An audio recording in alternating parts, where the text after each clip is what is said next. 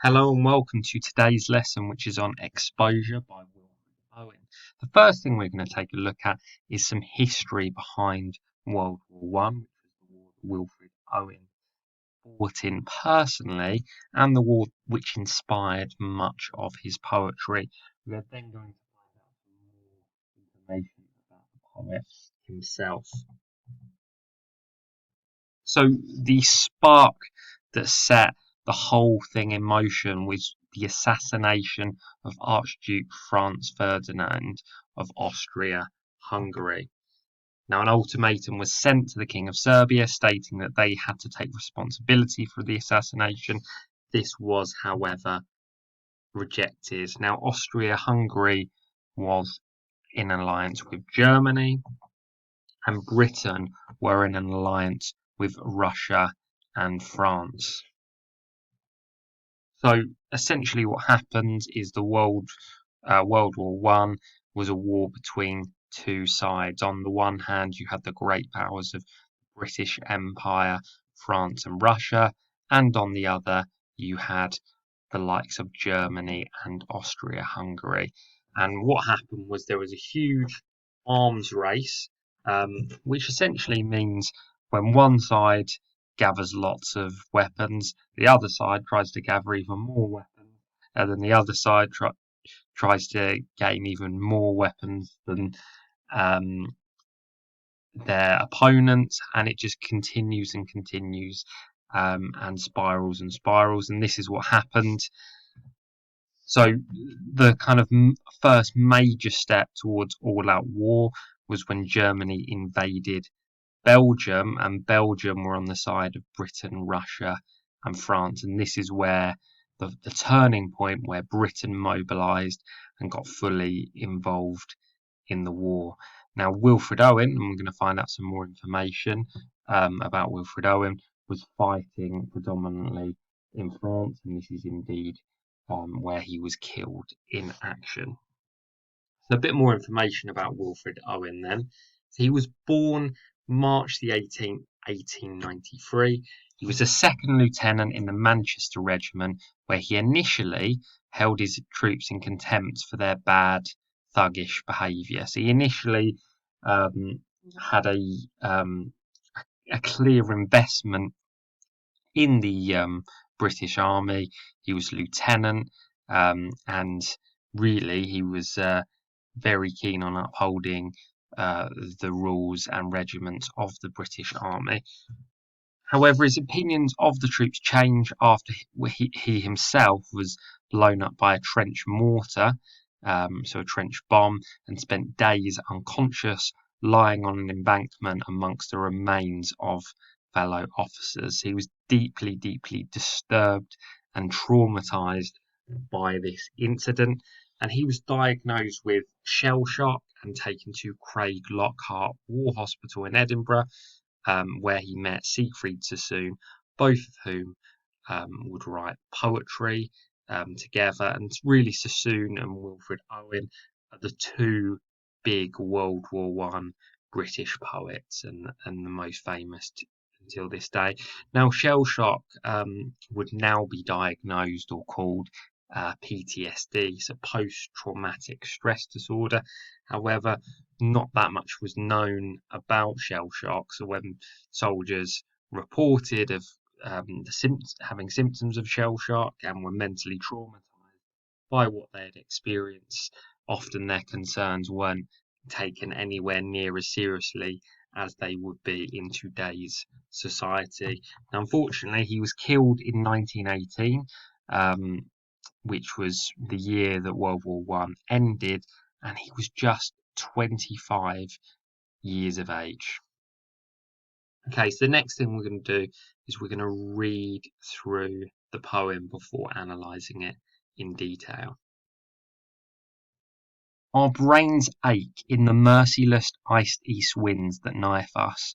Wearied, we keep awake because the night is silent. Low drooping flares confuse our memory of the salient. Worried by silence, sentries whisper, curious, nervous, but nothing happens. Watching, we hear the mad gusts tugging on the wire, like twitching agonies of men among its brambles. Northward incessantly the flickering gunnery rumbles, far off like a dull rumour of some other war. What are we doing here? The poignant misery of dawn begins to grow. We only know war lasts, rain soaks, and clouds sag stormy. Dawn massing in the east her melancholy army, attacks once more in ranks on shivering ranks of grey. But nothing happens. Sudden successive flights of bullets streak the silence, less deadly than the air that shudders black with snow, with sidelong flowing flakes that flock, pause, and renew. We watch them wandering up and down the wind's nonchalance, but nothing happens. Pale flakes with fingering stealth come feeling for our faces. We cringe in holes, back on forgotten dreams, and stare, snow-dazed, deep into grassier ditches, so that we drowse, sun-dozed, littered with blossoms trickling where the blackbird fusses. Is it that we are dying? Slowly our ghosts drag home, glimpsing the sunk fires, glozed with crusted dark red jewels. Crickets jingle there, for hours the innocent mice rejoice. The house is theirs. Shutters and doors all closed, on us the doors are closed. We turn back to our dying. Since we believe not otherwise can kind fires burn, now ever sun smile true on child, or field, or fruit. For God's invincible spring our love is made afraid. Therefore not loath we lie out here, therefore were born. The love of God seems dying. Tonight this frost will fasten on this mud, and us, shrivelling many hands, and puckering foreheads crisp. The burying party, picks and shovels in shaking grasp, pause over half-known faces. All their eyes are ice, but nothing happens. Okay, so let us begin with the first stanza, and we'll look at the first line. Our brains ache in the merciless iced winds that knife us. Okay, so this is going to be a longer lesson. There's so much to pick out in this rich poem. So the first couple of words here, our brains ache. So obviously we're used to talking about joints and bones and muscles aching, but brains aching? So perhaps this is an indication of mental tiredness, mental fatigue, but also the idea of brains aching. It suggests confusion. And then we go on to our first sort of reference to nature and the elements. So our brains ache in the merciless iced east winds that knife us. So we've got immediate personification here of merciless iced east wind. So the winds are almost set up as a kind of enemy here against the soldiers, them lacking mercy, any compassion as they bear down on the soldiers. And again, this is supported by the words and the verb knife. So these merciless east winds who show no compassion for the soldiers, and not just these passive. It's not just a passive concept. It seems to be actively attacking the soldiers, knifing the soldiers.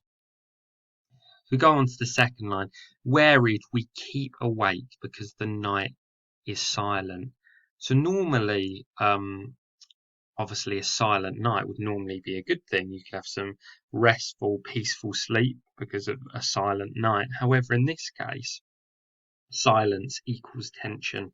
The fact that you've got silence, if you're in a war context and you're in the trenches of France, like Wilfred Owen, the night being silent is actually going to be a very anxious situation because he is anticipating enemy gunfire, a bomb going off, a trench mortar. So silence is going to be used in this poem as an indication of tension. We've got with the third line, low drooping flares confuse our memory of salient. So obviously carrying on with this theme of confusion, they've been there so long, or have they been there so long? They are very confused, just waiting for something to happen. And the low drooping flares, it's almost like a hallucination, the bright colours of the flares going off, confuse and baffle them. Again, this idea of silence, worried by silence, sentries whisper, curious and nervous.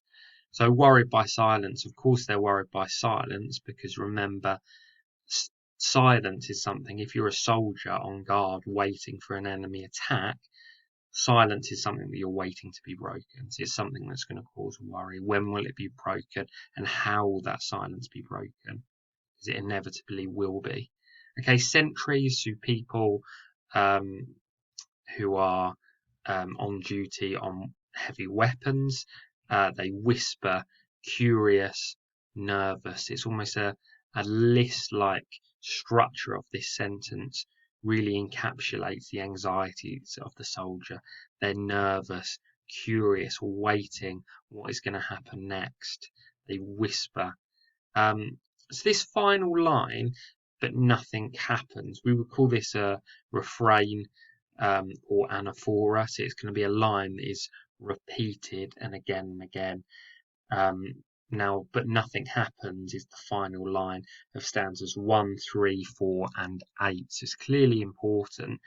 What does it mean in this case? But nothing happens. So in part, it refers to the idea of silence. They are waiting for something to happen, but it doesn't. And all the time, nothing is happening.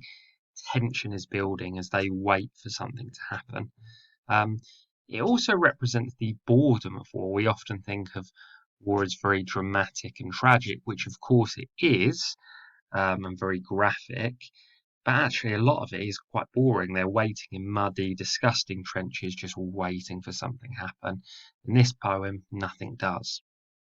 So moving on to the second stanza, Owen starts this, watching, we hear the mad gust tugging on the wire. So we've got personification of weather here, and the wind and the gusts are personified as mad. And they actually tugging on the wire. So again, weather is not a passive concept in this poem. It is there to almost make the soldiers' lives more difficult. And mad suggests out of control, chaotic. The weather is unpredictable and wreaks havoc on the soldiers. The second line of the second stanza, like twitching agonies of men among its brambles. Very interesting here. So Owen uses a simile. Twitching agony suggests, makes us picture an image of men writhing in agony. It's interesting here we've got among its brambles. Who is it? And perhaps we're talking about Mother Nature here, owning all of nature, and that really we and the soldiers particularly are at Mother Nature's mercy. So third line, northward incessantly the flickering gunnery rumbles.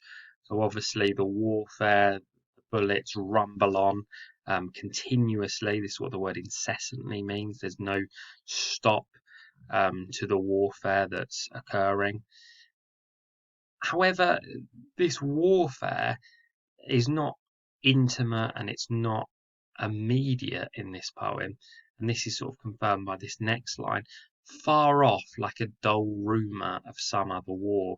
So perhaps they've been stuck in these trenches for so long and they've been so jaded by the monotonous nature of warfare, sometimes monotonous, that war seems quite distant, a dull rumour of some other war. It's almost like they haven't experienced action in so long that it seems quite distant from them. Or perhaps they have recently experienced direct warfare and they're just confused about that. So that's left open to interpretation. Very bleak refrain here. What are we doing here? So again, it's very similar actually to the poem Man He Killed. Tonally, war is presented as something that is quite pointless. They're there, they're stuck in the trenches, the weather is grim, and obviously the war scenario is deadly. But it's all pointless. What are we doing here? Why am I here? More personification of weather. The poignant misery of dawn begins to grow. We've got a use of ellipsis suggesting some sort of tension, some negative events to come. Very interesting the use of the word dawn here, because normally dawn, it's like a new dawn is a positive thing. It's the start of a new day, a clean slate perhaps, a new beginning, new life. However, dawn and the beginning of life in this poem is described as poignant, meaning sad, and of course miserable. So it suggests that actually, if you are a soldier in this trench environment, the start of the day is not a positive thing because it means more exposure to the elements and more exposure to the brutal reality of warfare. Okay, so the next line, we only know war lasts, rain soaks and clouds sag stormy. So this really links in with the title exposure. The idea of exposure is you are open and vulnerable to something or someone. And in this case, it is the lasting war that the speaker is exposed to, and it is the elements, rain soaking, clouds sag stormy. So the storms, the rain, and war all combine to as part of a malevolent force. Okay, so even more personification here. Dawn massing in the east, her melancholy army, attacks once more in ranks on shivering ranks of grey. So a couple of meanings here. One being that the grey was the colour of the uniform that the Germans fought in. And remember, the World War One is really a war between Britain, Russia, and France versus the likes of Germany and Austria-Hungary. So that could be one possible meaning, the grey representing the direct threat from German soldiers. Another possibility is that the grey is again the weather, the storms, the rain, the wind. We go back to this refrain, anaphora, but nothing happens again. War is pointless. There's tension. Oh, is something going to happen? But no, it doesn't. And the monotony of war just carries on and on. So this next line, sudden successive flights of bullets streak the silence, is almost a bit of a tongue twister here. And that use of S's, S, S, S, S, we call that sibilance. Is pretty much, guys, sibilance is alliteration, but with S's. And think about the sounds that the repetition of S's make. S, S, S, S, S. It's almost a hissing sound, and that hissing representing the bullets flying through the air. The next line, less deadly than the air that shudders black with snow. So although, of course, bullets are extremely deadly and obviously lethal if you were to be met with a bullet, the main threat in this poem seems to be the elements. And actually, this is why it says less deadly than the air that shudders black with snow. You are more likely, Owen argues, of dying of maybe frostbite, of hypothermia as a result of the bleak elements than you are of being shot. The next line, with sidelong flowing flakes that flock, pause and renew. So some let up from the bleak wind and rain and storms, and we've got references to snowflakes flying around. So possibly this is a reference to the gentle side of nature, that actually nature has amongst its grand capabilities the capability to be gentle, beautiful, relaxing. It also, of course, has the capability to be lethal in the form of cold, wind and rain. Okay, so going on then, we watch them wandering up and down the Wint nonchalance. What does this word nonchalance mean? So nonchalance is almost being extremely casual. So think if you were just if you were just walking along with a bit of a swagger, you might describe someone as walking nonchalantly, without a care in the world, almost arrogance. It could be associated with. It's almost the idea that the wind is sort of not bothered about what's going on. It's just nonchalantly, casually flying around while the humans amongst it carry on with their foolish wars. Nature is the bigger force in this. Nature will always win against humanity. And we've got this refrain again, but nothing happens. There seems to be a build up of tension, and then Owen goes back to that refrain. Nothing happens. The monotony of war continues. Okay, so next stanza. Pale flakes with fingering stealth come feeling for our faces. So it's back to that idea that the weather is not a passive force and actually actively seeks out to harm the soldiers. So we've got pale flakes with fingering stealth. What does the word stealth mean? So it suggests they don't want to be seen in their mission. So they're actively trying to harm the soldiers, but in a crafty way. So we cringe in holes back on forgotten dreams and stare snow dazed. So they sit in their trenches, they drift in and out of consciousness, such as the boredom, monotony, mental fatigue of war, deep into grassier ditches. So we drowse, sundoze, littered with blossom. So we've got ditches, again, grassy ditches that represents the fact that they're in trenches. Again, they're drowsing, falling in and out of consciousness, dozing off in the sun. And then this reference comes along, almost by surprise, littered with blossom. So blossom, if something is blossoming, like a flower is blossoming, we associate that with new life, new beginnings. It's almost some positivity, perhaps, amongst the warfare, or perhaps on a deeper level, Owen is trying to say that actually, despite everything that will happen in a war scenario, nature will carry on. Flowers will still blossom. Animals will still carry on. And again, we've got this where the blackbird fusses, and again, nature continues. Humanity will carry on with its foolish endeavours with war and needless violence, but nature carries on indifferently. So, is it that we are dying? Now, this is a very disturbing sentence and refrain here, because obviously you would like to think you would be aware when you are dying. However, in this case, he's questioning it, and perhaps it's because no one really knows what dying feels like. Or perhaps they're so jaded and confused by war, they've kind of lost touch with what's going on. Is it that they're dying? Are they sleeping? All very confusing and deliberately so. So, slowly our ghost drag home, glimpsing the sunk fires glows.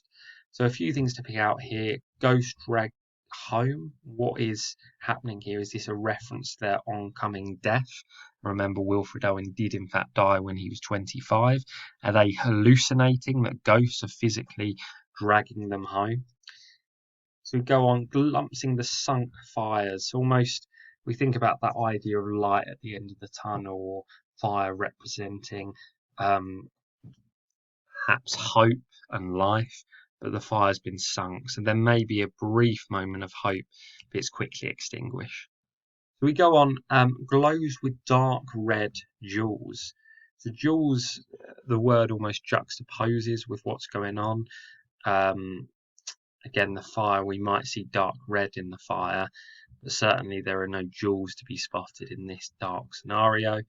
Crickets jingle there. It's almost a childish reference to nature, but again, harking back to that idea that nature continues. Despite how bad things get, nature carries on as normal.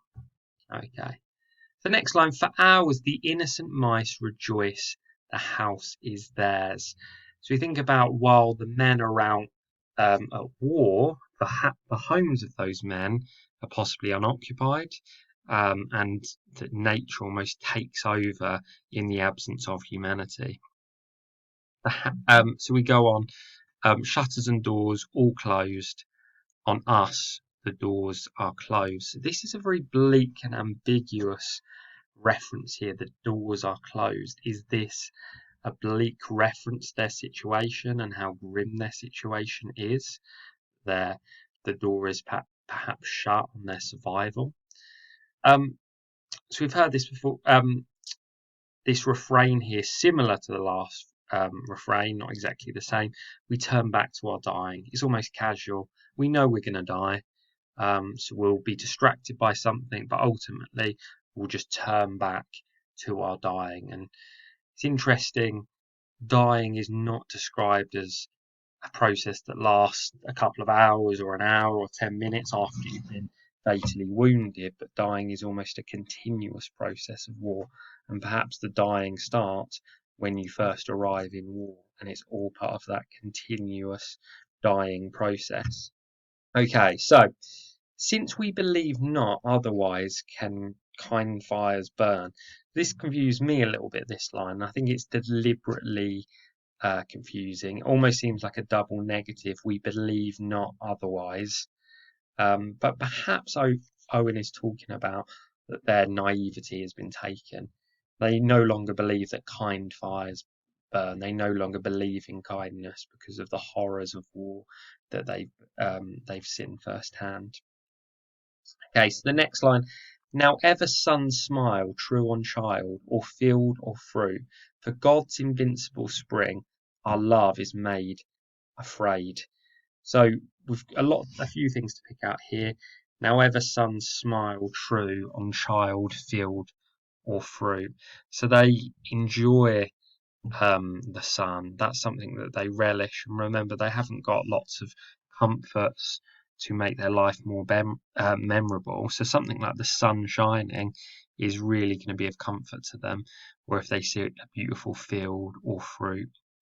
And again, God's invincible spring, our love is made afraid. So the Almighty God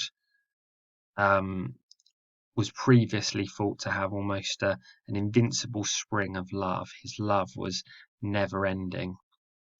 However, obviously, if you were a fervent believer in God, perhaps if you were sent into a war scenario where you saw that your best friends were killed in front of you, and you yourself were very badly injured, like Wilfred Owen was, perhaps he's losing that faith. How can there be how can I carry on with faith when I've seen all of this extremely tragic and traumatic things?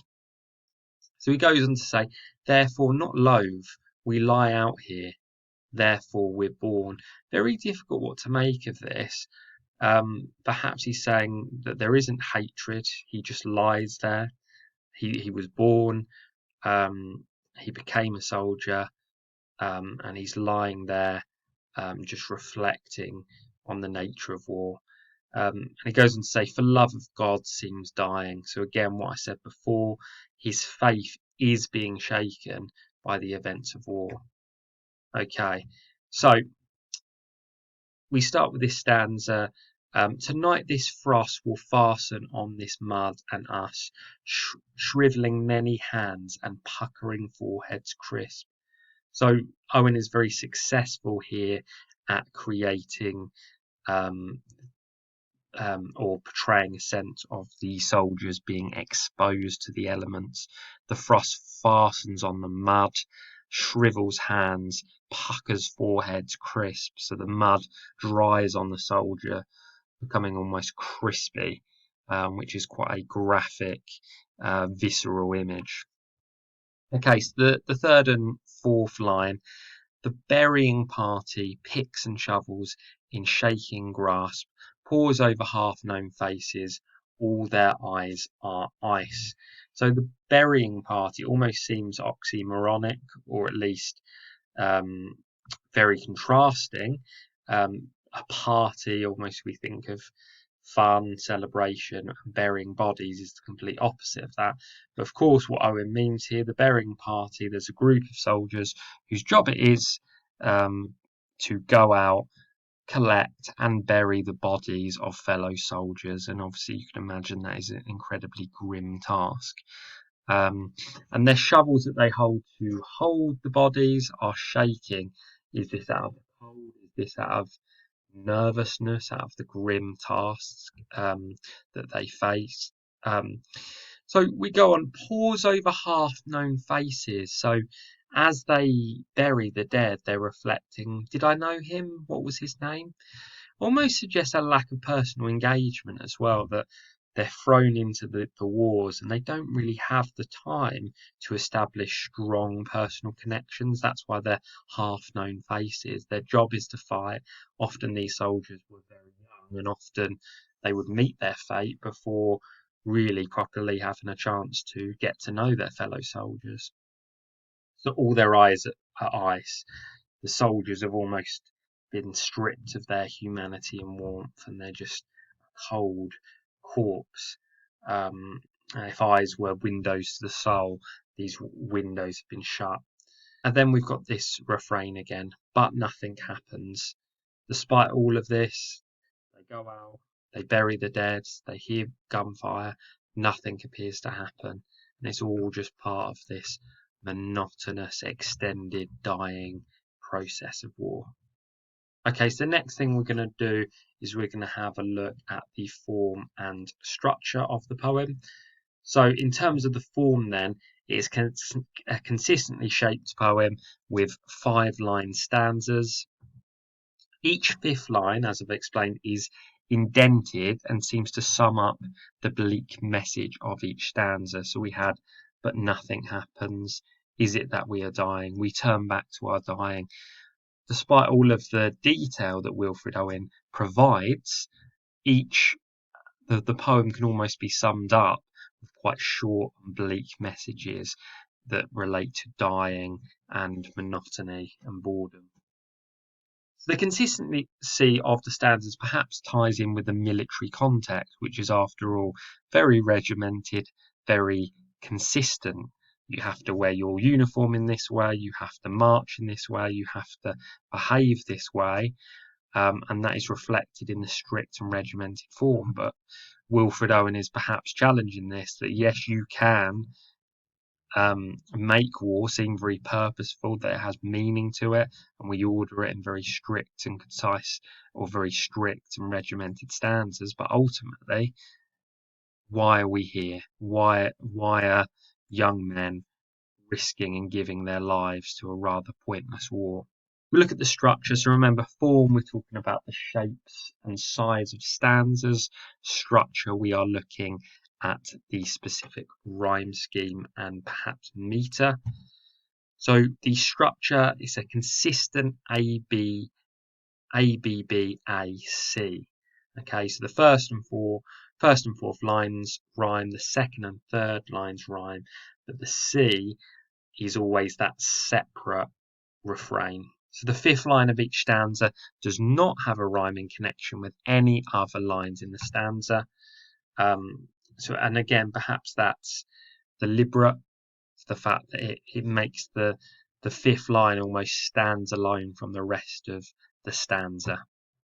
So the rhyme scheme suggests security and consistency, the fact that it's very, very consistent, A, B, B, A, C, A, B, B, A, C. However, the poem shows that in fact the soldiers are exposed to both the elements and the horrors of war. So it's not something that is secure and consistent. In some ways, the rhyme scheme almost mocks the regimented consistency of military life. So it suggests that although you can try and be very consistent in your approach to war and have extreme discipline, ultimately the environment that you are being sent out into is not secure or consistent. There is no controlling nature and the elements. There's no controlling the horrors of war. Okay, hopefully you found that helpful. For more videos from the Edexcel conflict series, please see the rest of my YouTube channel. Thanks for listening.